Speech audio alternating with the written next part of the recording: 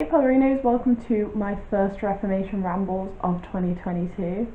I'm so excited to be here today to be talking to you about history. If you don't know, welcome to Reformation Rambles. This is the series where I tell you all about the history of the European Reformation.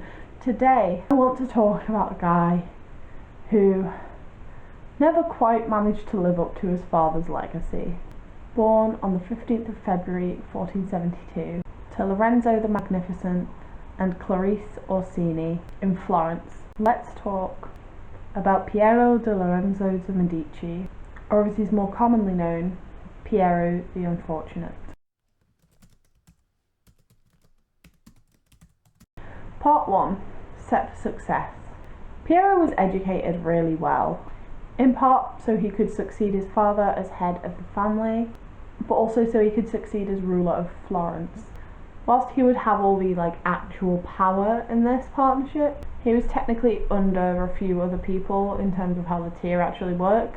One of these was a guy called Angelo Poliziano, who we will get back to later, and he was raised with his younger brother Giovanni, who would become Pope Leo X, as well as his cousin Giulio, who would become Pope Clement VII, who we've actually talked about before. Over time, Piero would become increasingly at odds with his cousins, in part because they were older and richer. The only thing he really had over them was his future power as leader of the family. In 1486, his uncle, Bernardo Rucellai, negotiated for him to marry a Tuscan noblewoman, Alfonsina Orsini, who was the daughter of Roberto Orsini, Count of Tagliacozza and Caterina Sanseverino. His uncle actually stood in for Piero in a proxy marriage, which I finally found out what it means. It's literally you get married to someone who's representing someone else. So he took on the part of Piero in the marriage, which is just wild, really.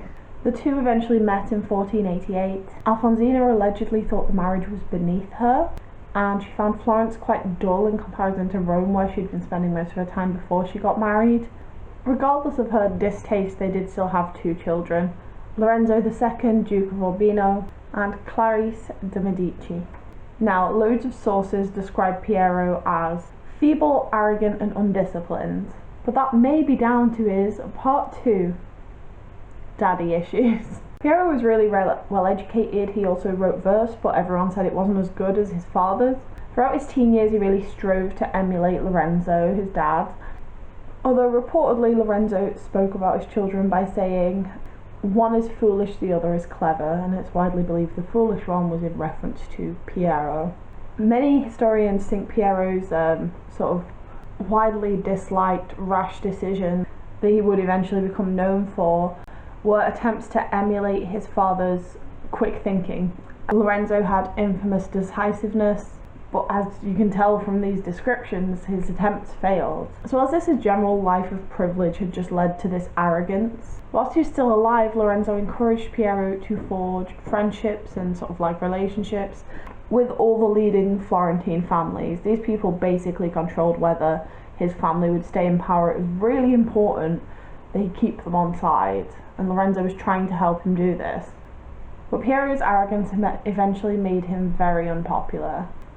Lorenzo is also remembered as the guy who established peace between the Italian states, but it wasn't going to last, and in 1492 Lorenzo died and Piero took over as governor of Florence.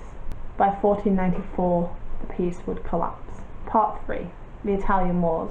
In 1494 Charles VIII of France crossed the Alps to assert his claim to the kingdom of Naples. He was actually lured to Italy by Ludovico of Sforza, the ex-regent of Milan, because he wanted help overthrowing his nephew, the present regent of Milan, Gian Galazzo Sforza.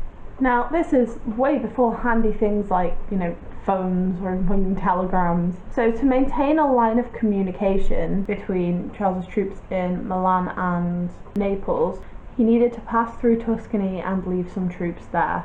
Through all of this, Piero did nothing, niche, for 5 days, and then he declared Florence neutral. In Charles's eyes, this was completely unacceptable. Unacceptable! He invaded Tuscany, starting with the fortress of Fiochisano. I'm going to put the name up on the screen, which he sacked. It was a massacre. So Piero panicked, tried to build a resistance. It was a little bit late to be doing that. He got very little support from Florentine elite, and his dad was right. Without their support, he couldn't really do anything. Even Piero's cousins, his own cousins, took Charles's side in this dispute. By the end of October, he still had no support at all. So he visited Charles's camp to try and get on his good side. So he just agreed to all of Charles's demands. What a negotiator. It's just like fucking Uncle Jack and Always Sunny when Dennis gets divorced. This guy seems to think you don't have a case, and I'm inclined to agree with him. The demands included surrendering the fortresses of Sarzona, Pietrasanta, Sarzanello, and Librafrata, as well as the towns of Pisa and Livorno. So Piero returned to Florence and reports to the Signoria, which are like the people who actually run Florence, and was immediately greeted with enormous public outrage because he just kind of gave everything to the enemy. Also, swerving war in the 14th century was seen as a really bad move. It really decreased your power in the view of the general public. So swerving war in the 14th century is a bad look, and it would fuck up Piero's life. Part 4, on the run. The outrage led to looting, rioting. Piero and his family all fled the city and went to Venice. The family palazzo was completely looted. The Republic of Florence was formally re-established, ejecting the Medicis from having control, and put those powerful families that Lorenzo wanted him to be friends with straight back into power. Speaking of those powerful families, remember Poliziano that I mentioned at the start? Well, he died of poisoning on the 24th of September 1494, and a lot of people think it was Piero who done it. It's still debated, but it's not super unlikely. If this was a true crime video, he'd surely be a suspect. This probably helped when they argued that him and his whole family should just be exiled. Yet 2 years into running Florence, Piero and his entire family were exiled from Florence. From the very city he was raised to lead. The Medicis wouldn't rule the city again until 1512, when the future Pope Leo X would take power. Now, Piero initially fled to Venice with the support of Philippe de Comines, a French diplomat, and he paid for him and his family to survive by selling the Medici jewels that Lorenzo had worked very hard to collect. He did try and put himself back in control of Florence a few times. He once appeared at the Padre Romano in Florence with a band of followers who all scrammed the second it became clear Florentines would not accept the Medicis as rulers. In 1503, France and Spain were fighting for control of Naples. Piero sided with France, and when they lost the Battle of Garigliano, Piero fled and drowned in the Garigliano River on the 28th of December 1503.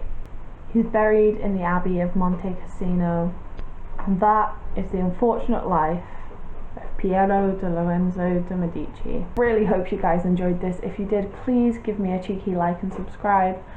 Let me know in the comments what you think of Piero. Was he actually unfortunate, as the name would suggest, or did he kind of bring a lot of his troubles on himself? I would love to hear what you guys think, and I'll see you guys soon. Bye!